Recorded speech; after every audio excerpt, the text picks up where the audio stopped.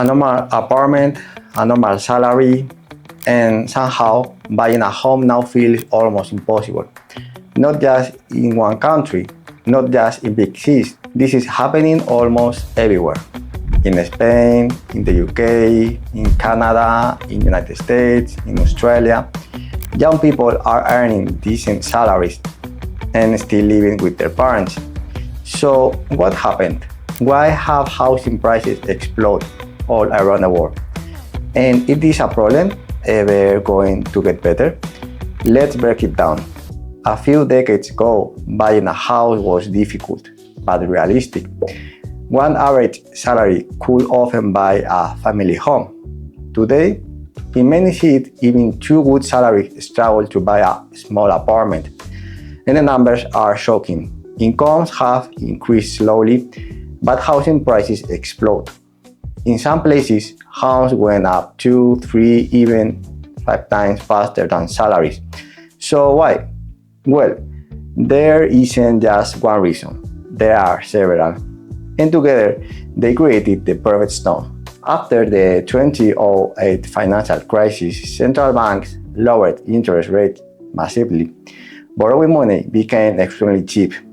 And when mortgages become cheaper, people can borrow more, which means they can pay more for houses. At first, this helped the economy, but over time, it pushed housing prices higher and higher.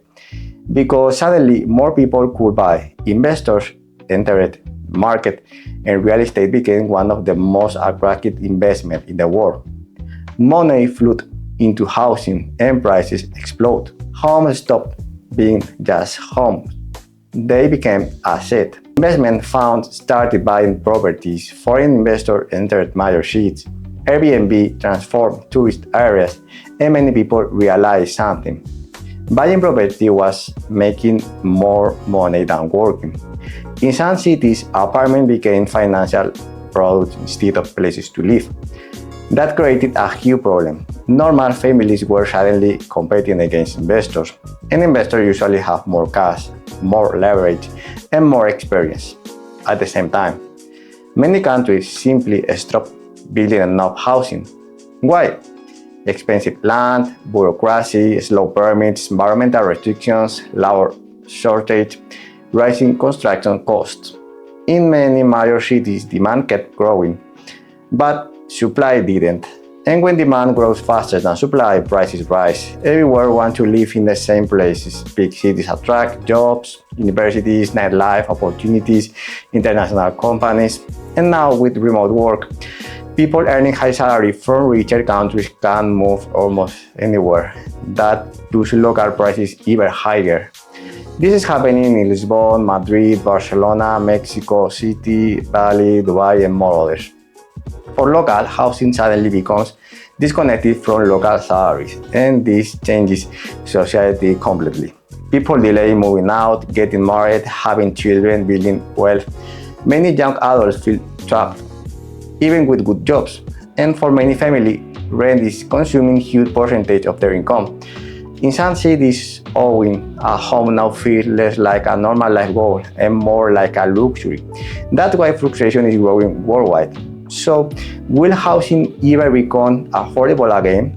Honestly, probably not the way it was for previous generations, but that doesn't mean things can improve. Some things could help: building more housing, faster permits, lower inflation, better urban planning, more transport infrastructure, and in some countries, lower interest rates again. But the reality is the housing market has fundamentally changed, and younger generations are adapting to a completely different world. The dream of owning a home is becoming harder almost everywhere, and whether you think the problem is investors, governments, low supply, tourists, or the economy itself, one thing is clear: housing has become one of the biggest global problems of our generation.